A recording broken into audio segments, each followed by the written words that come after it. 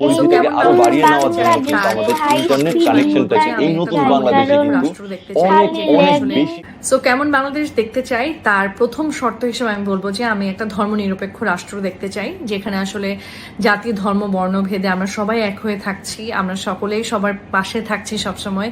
কোনো একটা বিশেষ গোষ্ঠী কখনো বিশেষ সুবিধা পাচ্ছে না, আবার কোনো একটা বিশেষ গোষ্ঠীকে কোনো একটা সুযোগ সুবিধা থেকে বঞ্চিত হচ্ছে না, এরকম না।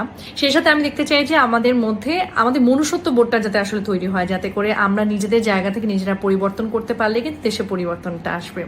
এবং আমি যে জিনিসটা নিয়ে সবচেয়ে বেশি কনসার্ন সেটা হচ্ছে আমাদের এনভায়রনমেন্ট বা আমাদের পরিবেশটা নিয়ে। সো আমরা প্লিজ নিজেদের শহরটা, নিজেদের দেশটা, নিজেদের জায়গাটা নিজেরা পরিষ্কার করবো, এবং আমাদের আশপাশের যে এনভায়রনমেন্টাল চেঞ্জগুলো আসছে বা গ্লোবাল ওয়ার্মিং এর কথা বলছি, আমরা এই জায়গাগুলো থেকে, বাংলাদেশের জায়গা থেকে আমরা অবশ্যই অনেক বেশি সচেতন হব।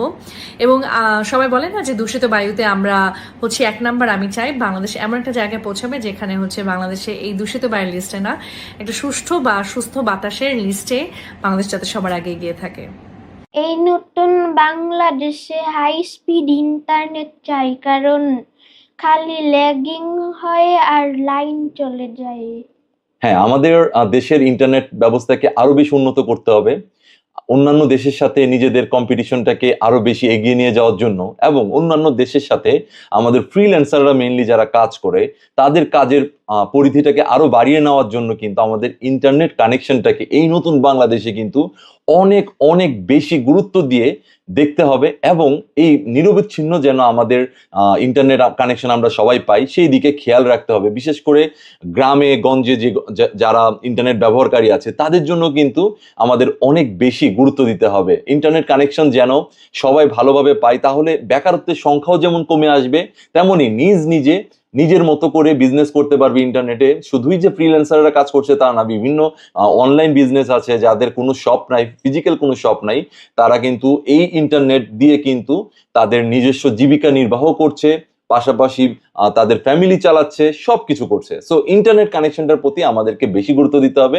এর পাশাপাশি আমার নিজস্ব চাওয়া হচ্ছে নিরাপদ সড়ক। আমাদের এই নতুন বাংলাদেশে কিন্তু সড়ক ব্যবস্থাকে আরো উন্নত করতে হবে, বিশেষ করে সড়ক ব্যবস্থা আইনকে কিভাবে প্রাধান্য দেওয়া যায় সেদিকে। যেমন ছাত্ররা রাস্তায় দাঁড়িয়ে যেভাবে ট্রাফিক মেনটেন করে দেখিয়ে দিচ্ছে যে কি সুন্দর করে আসলে রাস্তায় গাড়ি চালানো যায়, ট্রাফিক জ্যামটাকে যতটুকু পারা যায় কমানো যাচ্ছে এবং নিয়ম মেনে গাড়ি চালানো যাচ্ছে, সেই দিকে আমাদের খেয়াল রাখতে হবে যেন কেউ বিনা লাইসেন্সে গাড়ি নিয়ে রাস্তায় নামতে না পারে। পাশাপাশি কোনো দুর্ঘটনা আমরা যেন রাস্তায় না শুনতে পাই, না দেখতে পাই, না কোনো নিউজ